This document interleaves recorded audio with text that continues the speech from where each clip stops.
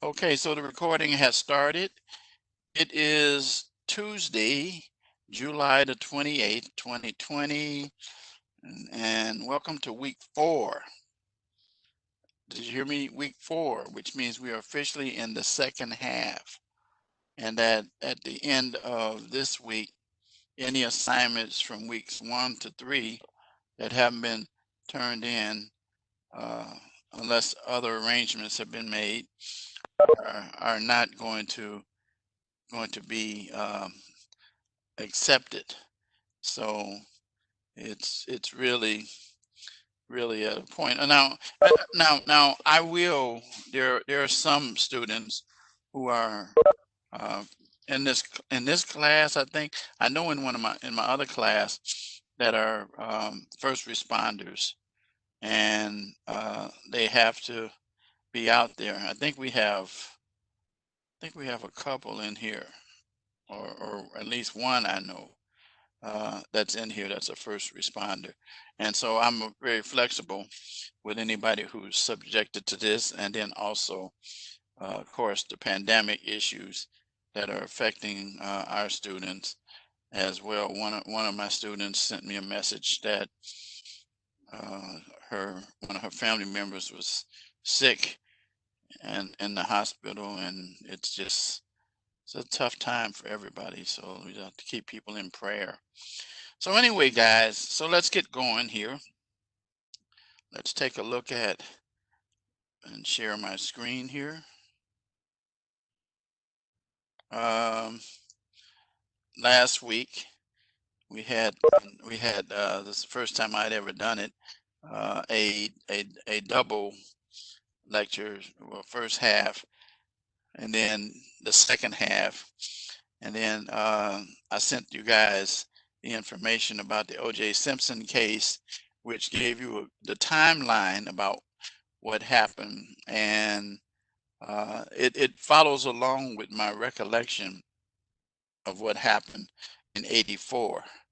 I'm sorry, 94 rather, when I actually reported on the case. So very, very interesting scenario there. All right, so here we are coming down here. There's both parts of week 3 last week. We're going to be recording this one right now, and it'll be ready either tonight or early tomorrow. And before we look at that announcement, let's go look at the course calendar.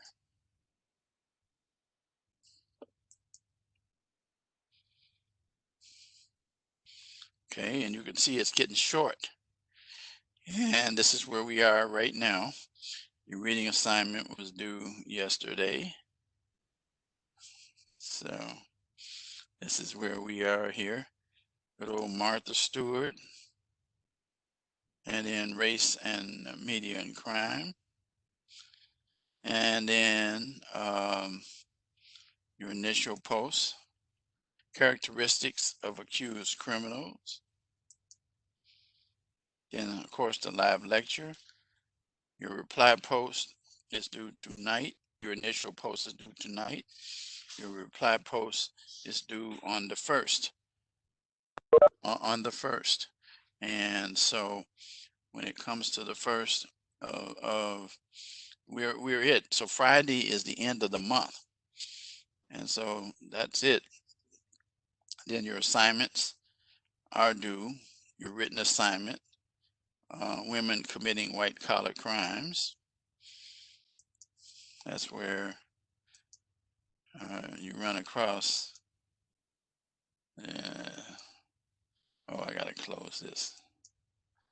And then you come down here, and your course project, rough draft.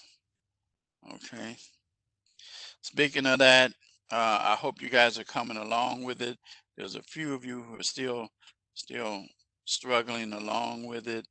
Um, make sure you get those questions lined up, because you're going to have to submit what we're going to talk about tonight.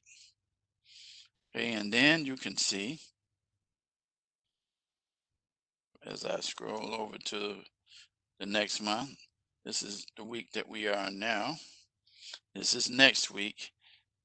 Then you see the following week is the last full week, and class ends on the 16th. So assignments that are due for this Sunday, the 2nd, you only have 2 more weeks of assignments. So that's why I say you don't want to be behind. Class absolutely ends on the 16th. Absolutely. No exceptions. All right, so now let's go back to the announcement. And let's open it up.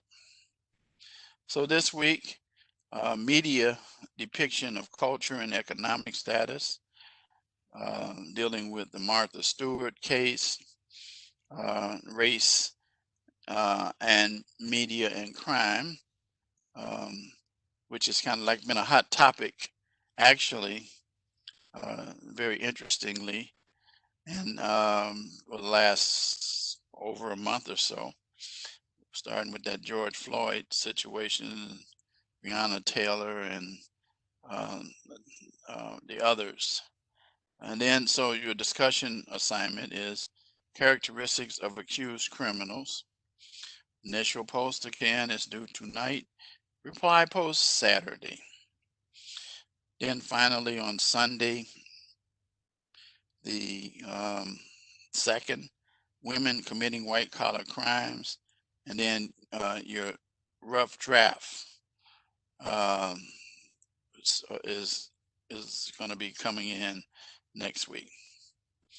All are due by 11:59 p.m. And you know what my motto: adversity is a springboard to success is about. So let's take a look at what assignments we got coming up. So, as we said, women committing white collar crimes, infamous Martha Stewart case, where you're going to pay attention to this. I'm not going to talk a whole lot about it, but Martha Stewart was actually sentenced for what we call white collar crime.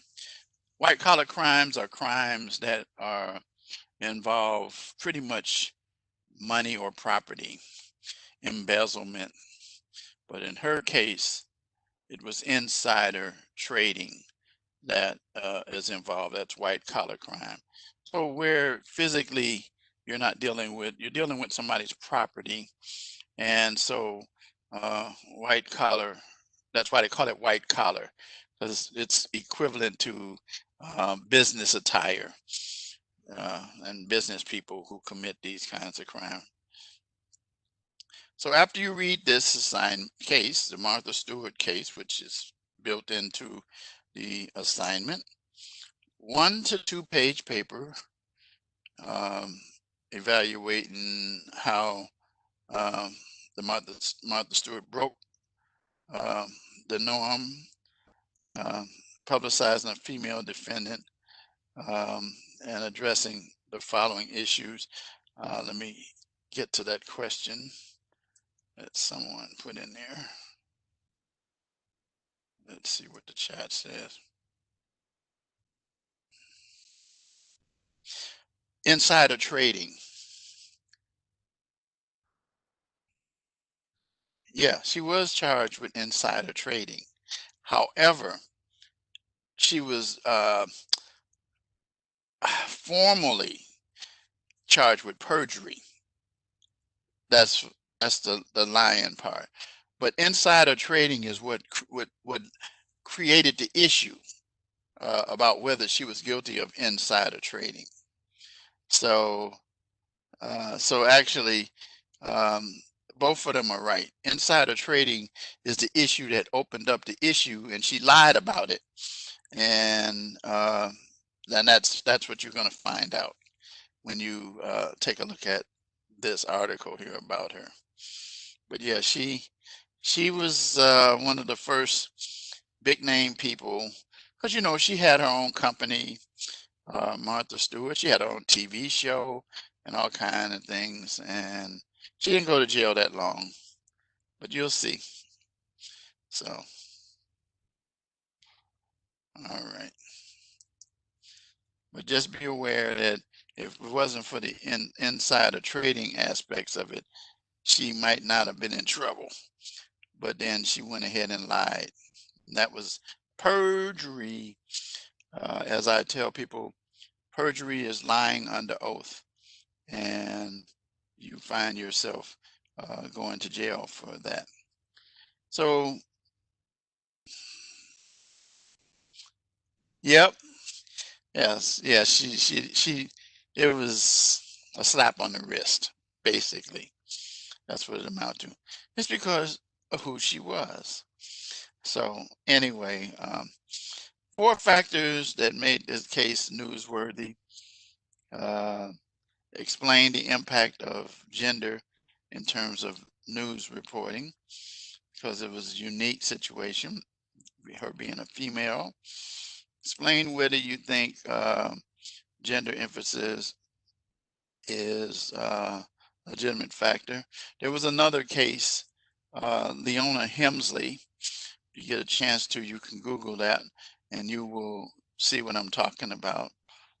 That involved um, females. And so, you know, there's a whole lot of those kinds of things that you can find if you Google women committing white collar crimes. You'll find some more.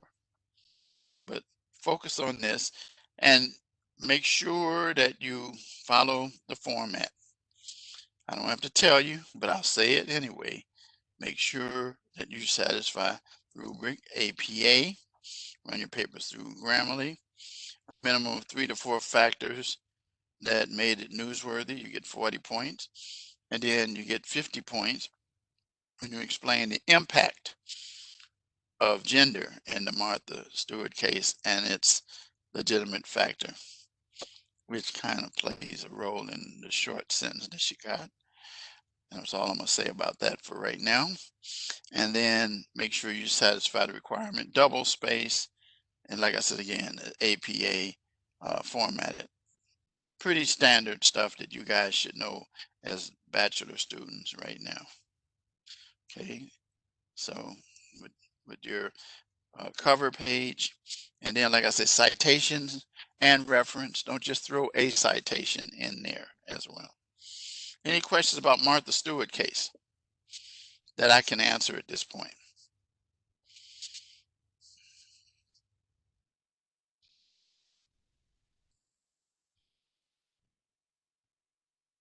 Okay. Okay, seems like everybody's good with that. And then make sure it's Word document, not a PDF as well. All right, moving right along.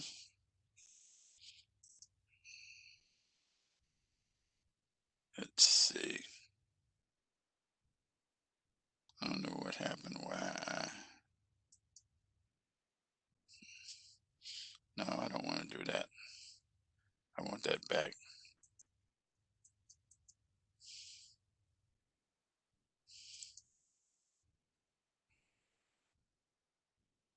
Okay.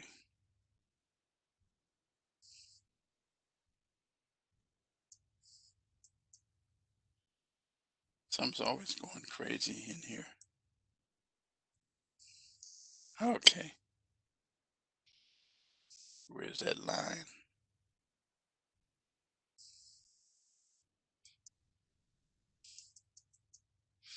Okay, I get out of this.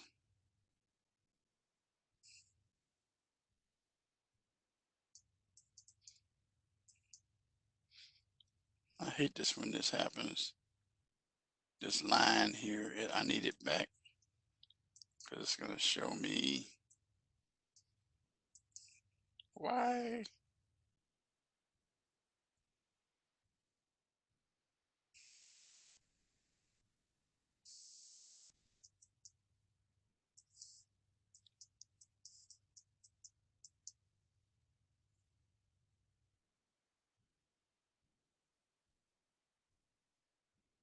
Okay.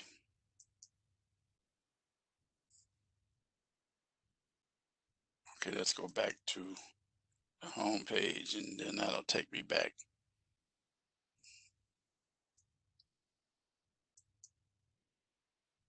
There we go. Okay, now let's go back, and it should be okay now.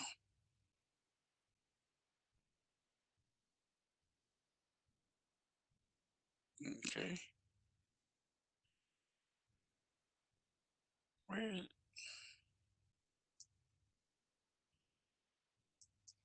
okay, come on, computer. My computer is doing some stuff that I don't like.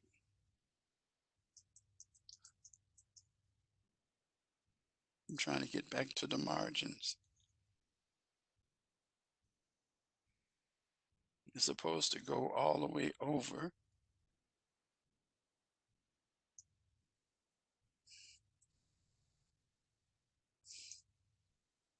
I don't know why it's doing this. This happened once before.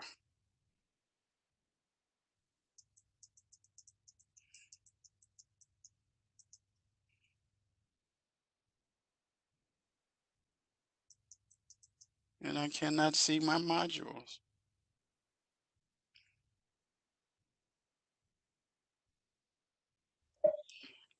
Scroll up a little bit Yeah. and see if it pops the bar. There might be like a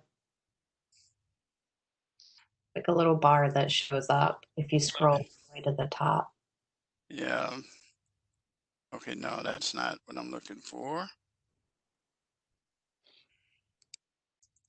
Yeah, I'm trying to figure. It's right here. It's usually on the side. You know that little arrow. Yeah, sometimes if you scroll up to the top, it'll show the little arrow up top, but you have to scroll. Like what's on the screen right now needs to go down. I don't know how to describe it. There you go. Yeah, sometimes it pops up like off to the left of where it says Rasmussen. I've Okay. had that happen a couple times. Yeah, it's weird because it gets stuck. Uh,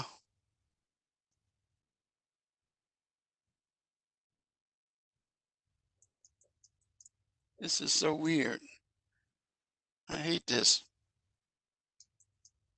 Okay, wait a minute. Let's go back to the.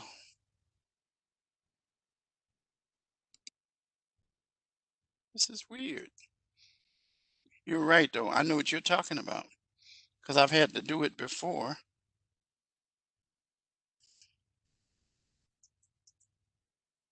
You just can't see. Come on.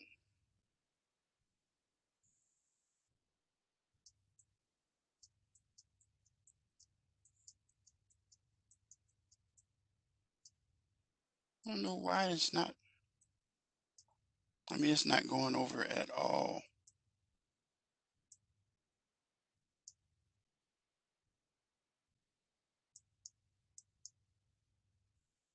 This is so weird.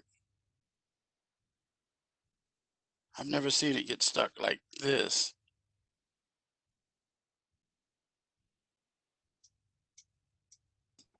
It also looks like your browser is shifted to the left because your whole arrow, like your back arrow on your browser is gone too. Yeah, I don't know. But I don't know how that happened. Uh, let me see if I get out of Firefox and come back to it.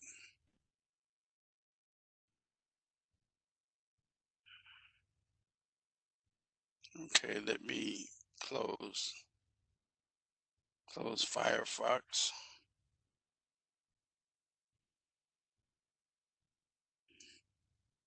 Okay, now let's see if I can get Firefox back in, and then I'll share it.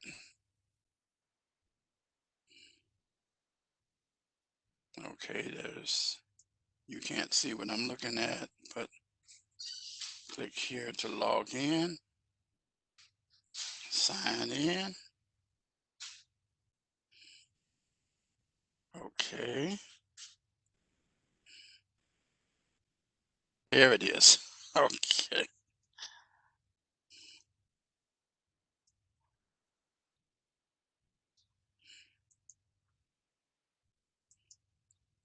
Okay, there it is. All right, it's all good. I had to close it out, and then, so I don't know what the devil happened there. So all right. So now, looking at the next assignment, which is really just a discussion, and I'm actually in module 3. I should be in. Oh, I'm in 4. Okay. Oh, oh, I know why that is. That's because in module 3 you dealt with the Paradise Lost and the characteristics of the 3 defendants and how they were presented. Consider that, and then using the research from paragraph 3, determine whether or not they were fairly treated by the media. Yeah, you guys did pretty good with that. I was looking at those yesterday and commenting about a few of those. So you get that. That's your discussion assignment. And now let's talk about the course project. Now, so now you, at this point, will have completed your interviews, whatever method that you used, and you're going to summarize the information in a summary report in a 1 to 2 page Word document in which you summarize your interview, share your reactions. Remember, your post should cover each of these points. Your report should cover it. Now, it's some students say I can't do this in 1 to 2 pages. Do it in number of pages you need to. We already had that discussion in this class last week about the pages and all of that. But you want to make sure that you cover those questions and each of these at this particular point. So it's not just the questions. You're also going to give some ideas about what the answers, um, and make sure you use citations and references as you complete this. This is your rough draft, and you want to make sure that you get this. I've had some students to submit some really good rough drafts in the past, and those rough drafts have been so good that it wasn't much they had to do for their final project. So anybody have any questions at this point about any of these things that they're asking down here? It's pretty straightforward. Any questions?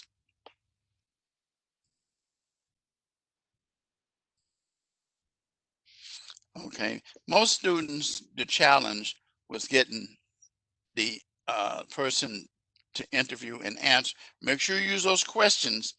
Remember, how many questions are there supposed to be?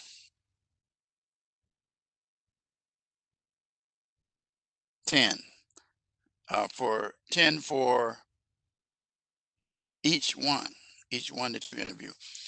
And actually, you only had to come up with how many questions? Because you were given 4 already. All right. So you're going to plug that in with this information that are asked right here. If you look at the rubric lays it out for you.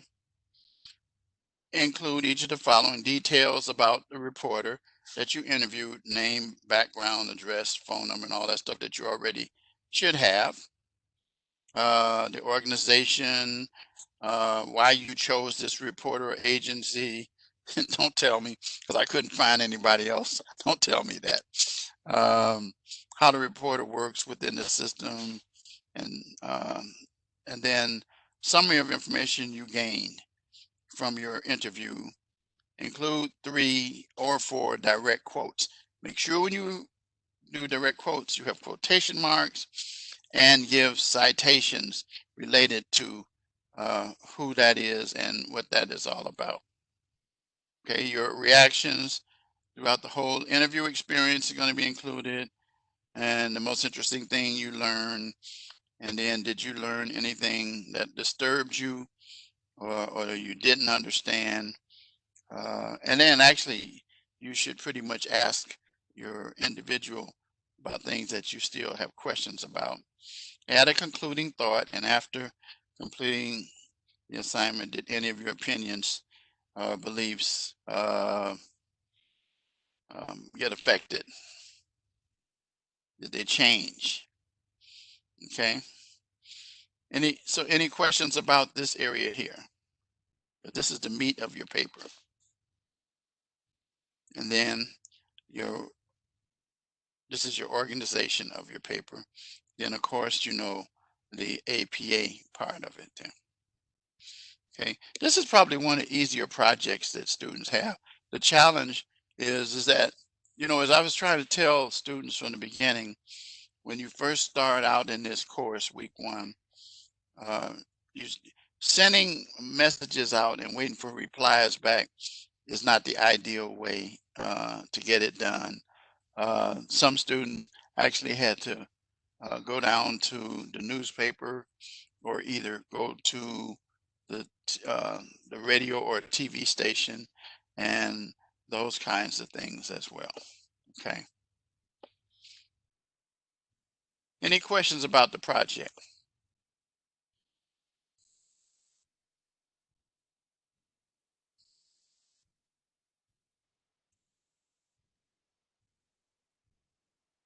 Okay. What you're going to be gaining is experience learning how this information is gathered. Um, it's a it's a very interesting thing. There was a movie that came out some years ago called Absence of Malice. Absence of Malice.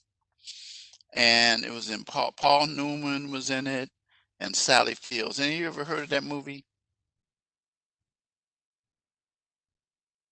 You ever heard of it? Yeah, it's an old movie.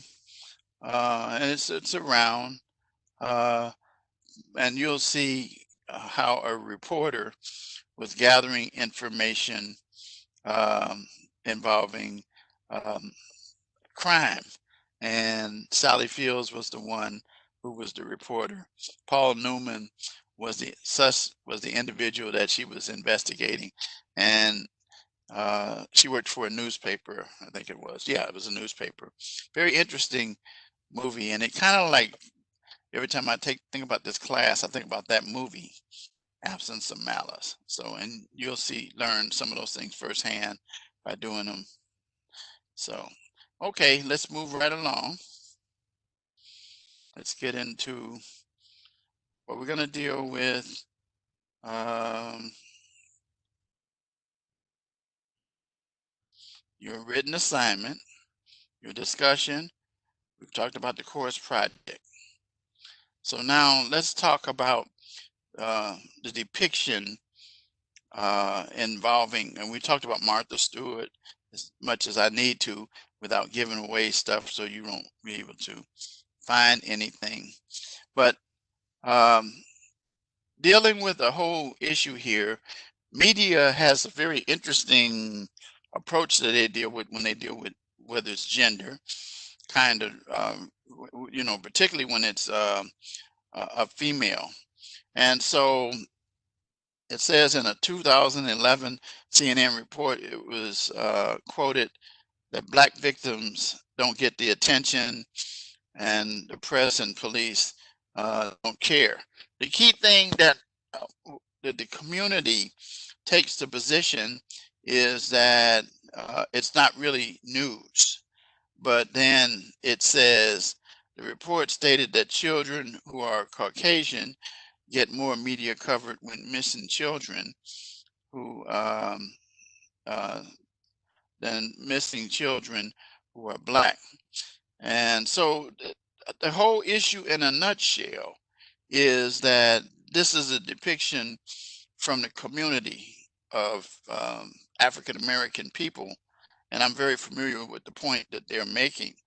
Um, but what is happening now in our society today, and what we're learning about, is that there's so much that's happening involving race and the news itself, particularly from the law enforcement aspects of it, that some of these points are changing now.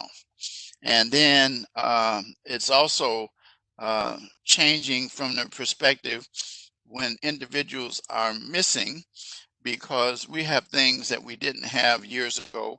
There's a thing called an Amber Alert. Everybody familiar with the Amber Alert? You know about the Amber Alert? Yeah, I know you do, Junior. Okay, Adam. Okay, good. All you guys know about it. And so it's not when a child is missing or snatched or something along those lines, uh, a report goes out looking for that child.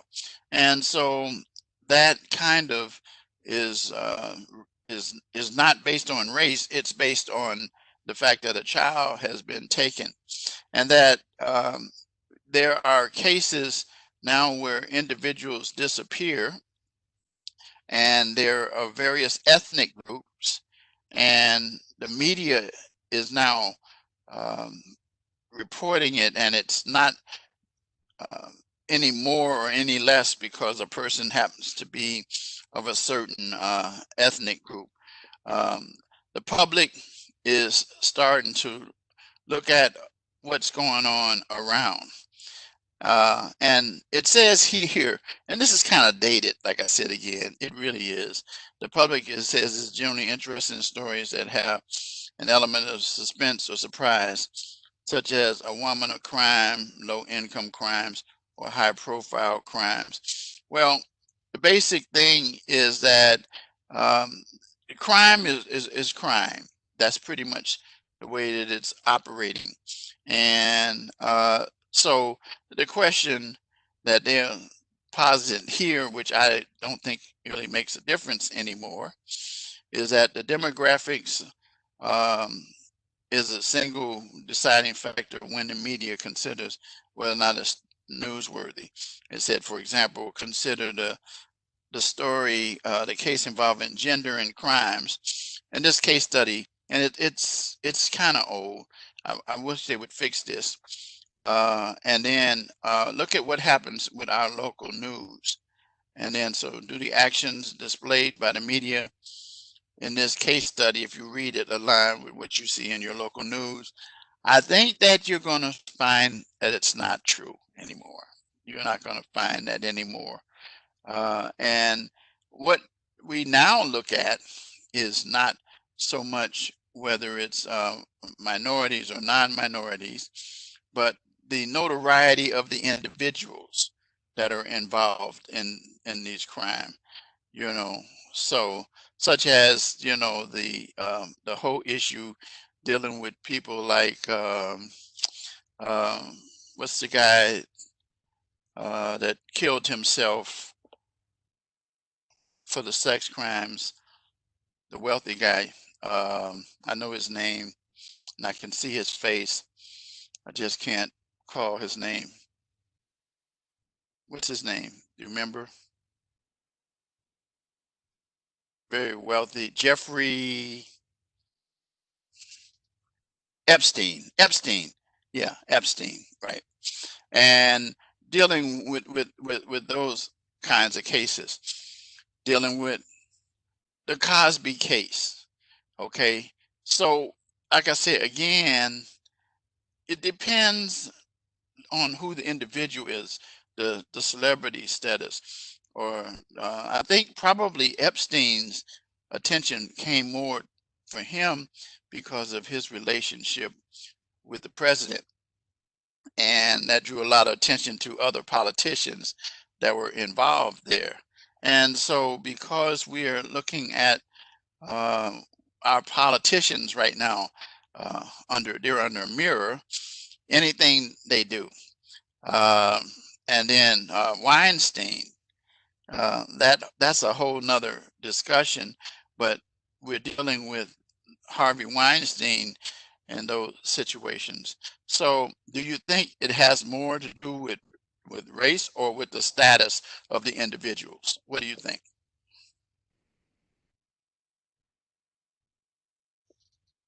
Status. Yeah, and that's my whole point.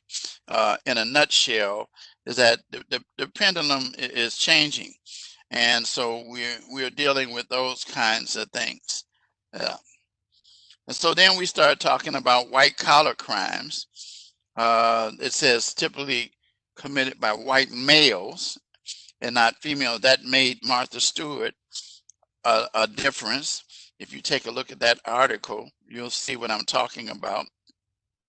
And and you start talking about individuals like uh,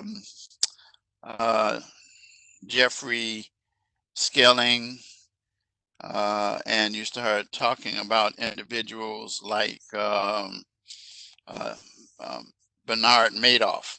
You know about Bernard Madoff? Anybody know about Bernard Madoff? Know that name? Yeah, the Ponzi scheme rather, and dealing with those kind of things. I taught a lot about that when I did ethics in business. But the fact of the matter is, and Jeffrey Skilling, you know what he was involved in, right? You know what he was involved in?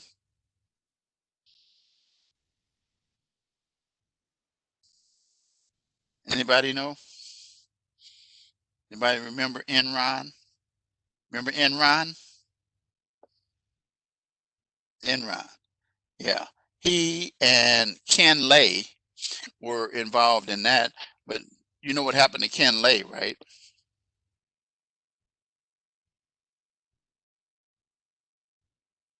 Anybody know what happened to Kenneth Lay, who was actually the number one target?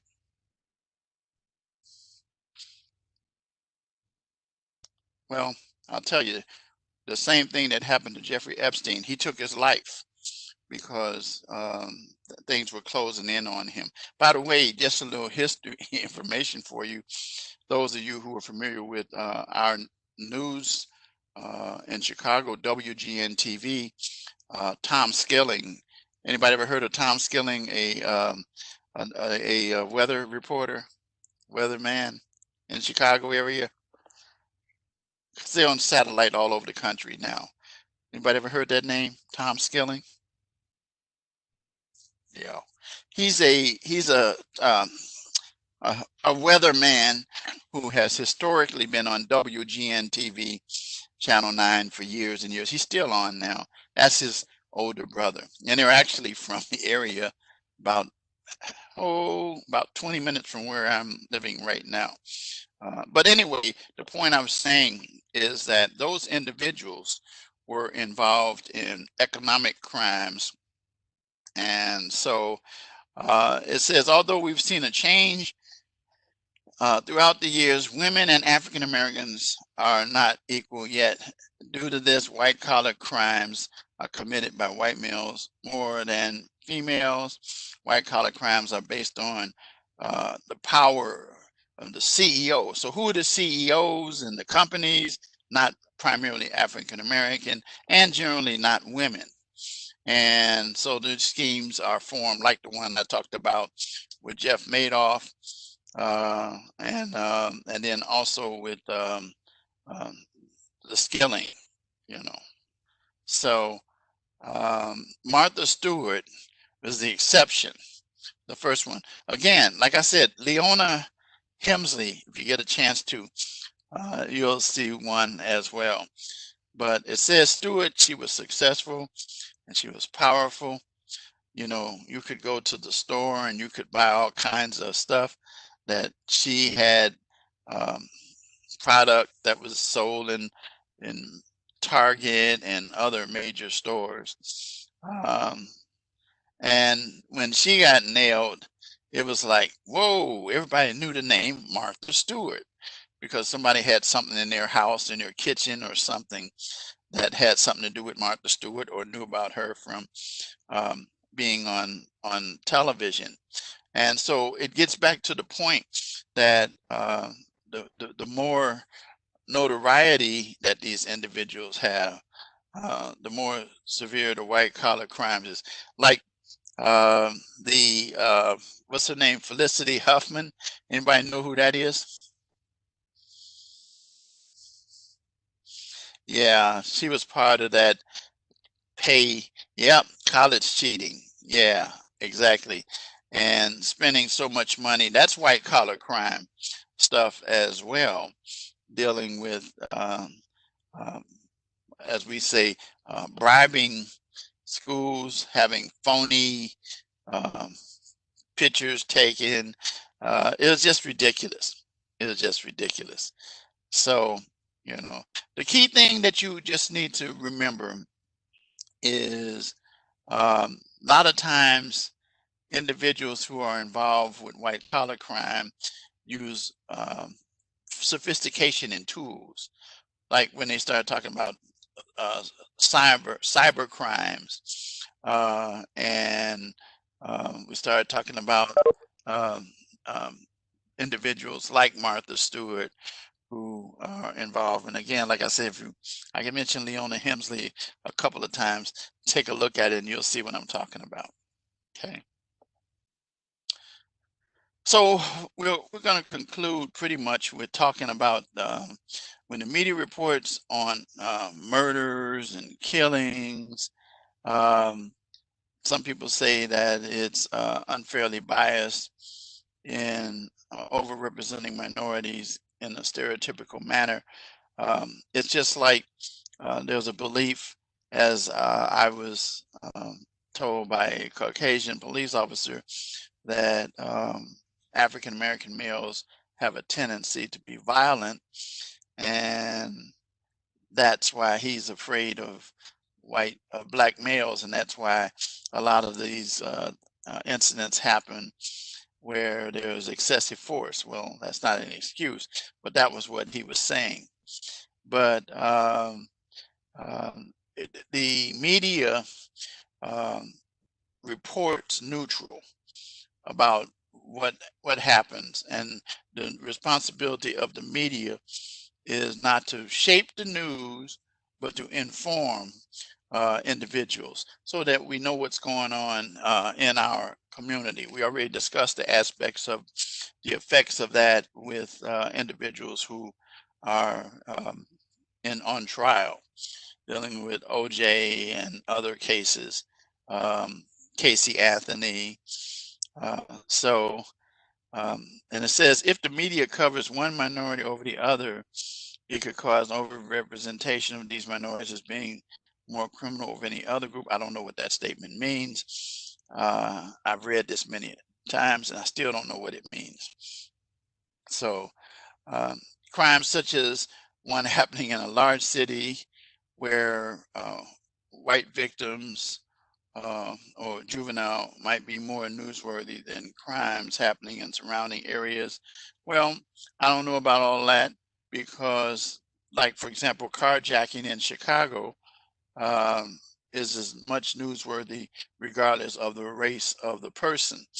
It might be a thing that might irritate you when you see one that happened the other day here in our city where these black youth were on these bikes and they surrounded this elderly Caucasian gentleman, pulled him from his car and took his car. Well, they reported that as much as they reported other instances that are taking place. So, like I said again, it's neutral, and that the media is simply providing the information. And so I don't think that the race or gender of the individual really makes the story newsworthy. I really, not anymore. Not anymore. That's old. If you look at these articles that you look at in these, they were written like 2003, 2008. I mean, look how long ago that was, 17, 18 years ago. So the key thing is that the public has a right to know And then there are various forms now. And now we have cameras. Everybody has a camera on their phone. And the point of the matter is that you're able to get information to the news media, such as George Floyd, such as one of the earlier ones was Rodney King.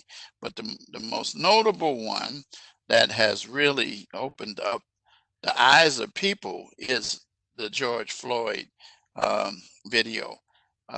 Years ago, there's a young man by the name of I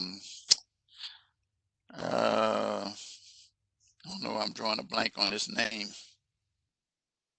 Yeah, George Zimmerman, those kind of things. The key thing is that what the media is doing uh, is uh, is providing, yeah, the Trayvon Martin case. But the thing is that I'm getting ready to talk about is involving assassinations or killings that are right there on TV, where you see the cameras are everywhere, like what happened in um, Vegas and other places like that.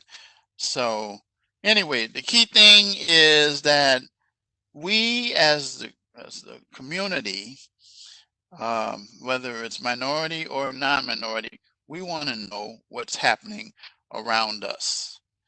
Okay, so I don't have much more to add to this.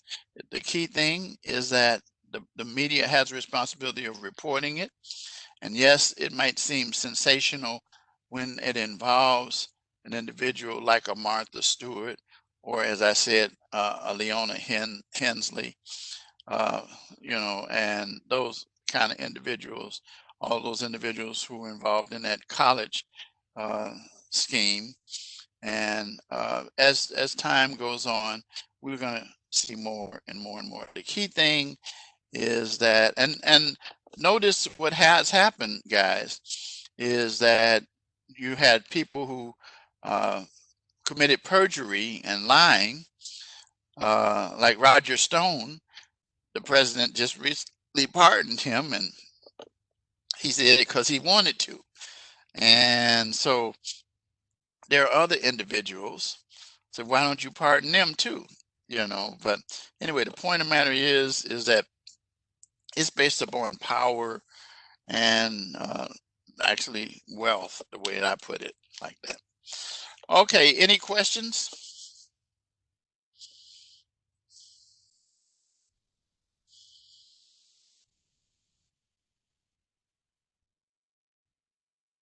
Any questions? If you don't take away anything else away from this discussion today, you want to understand is that the public has a right to know what's going on in the community at large, and that individuals who hold um, what we call so-called status, like athletes, when they commit crimes, um, they tend to be in the news more because not because of the crime, but because of who they were before the crime that takes place. So um, that's it. All right, guys, it's that time. Any ideas for a key phrase? I already have one in mind.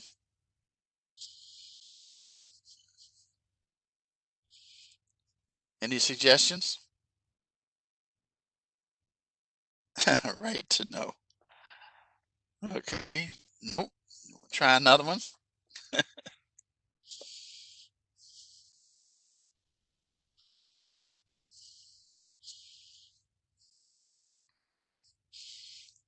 What have we been talking about the whole time for this hour? Yep.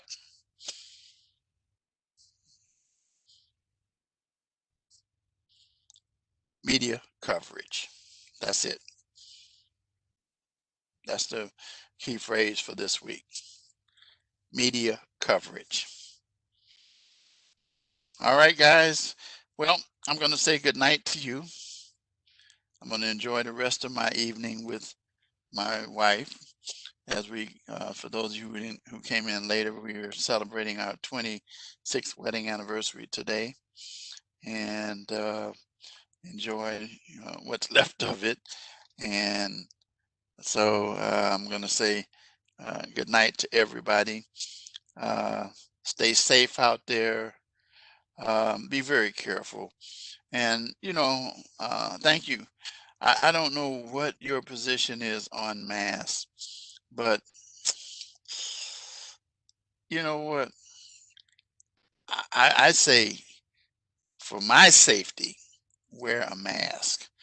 And you don't realize it'd be for your safety as well. Very, very important. More and more states are dealing with the issue of requiring masks. Indiana just went to a mandatory requirement for masks in public places. We've had that in Illinois for a while. Any of you guys in Wisconsin? Any of you in Wisconsin? Okay. Yeah, I think everybody's pretty much Minnesota. Nobody's in Florida. I don't think that's usually on the calls here. But the bottom line is, you know, just take it easy. With Minnesota, you got the same issue we have here in Illinois with Wisconsin. You're right there. I know when I used to go to Minneapolis all the time, we used to stop through Chippewa Falls and Eau Claire, Wisconsin. Anybody ever heard of those two places? Chippewa Falls and Eau Claire? Yeah. So we'd come up through there. So you almost have to go through Wisconsin if you're driving to get to Minnesota, unless you go way around. So anyway, be safe, guys. I'll see you next week with week 5 again. If you have any questions, um, you know, Minnesota, the home to be. Yeah, yeah. I'm not happy with Minnesota this week though, because they beat my White Sox 2 times. Okay, guys. Uh, I said everybody in Minnesota fails the class. Oh God, I'm just kidding. So, all right, you guys stay safe. Again, I'll see you next week. Good night.